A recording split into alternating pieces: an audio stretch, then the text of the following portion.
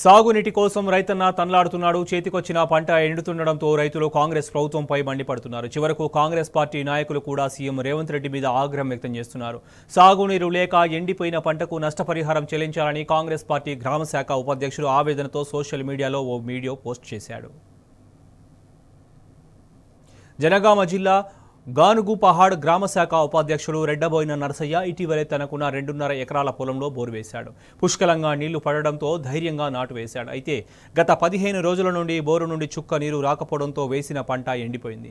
దాంతో తనకు సుమారు 60,000 రూపాయల నష్టం వాటిల్లిందని సీఎం రేవంత్ రెడ్డి, కాంగ్రెస్ పార్టీ జిల్లా అధ్యక్షుడు కొమ్మూరి ప్రతాప్ రెడ్డి తనకు నష్టపరిహారం ఇప్పించాలని నరసయ్య వీడియోలో కోరాడు.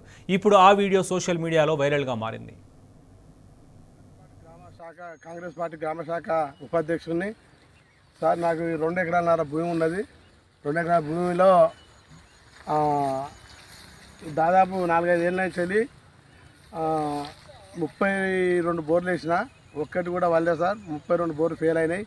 దాదాపు 5-6 లక్షలు అప్పయింది నాకు. మళ్ళీ 2 నెలల కిందట మళ్ళొక బోర్ వేసిన, 33వ బోరు. 33వ బోర్ వేస్తే వేసినప్పుడు ఫుల్లే వాటర్ వచ్చినాయి.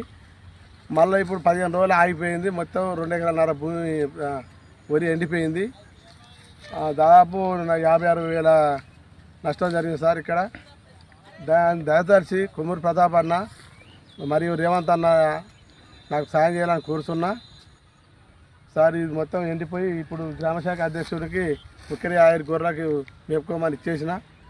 నా యందు దగ్గర మన్నించి నాకు పరిహారం ఇప్పించగలరని మనవి సార్.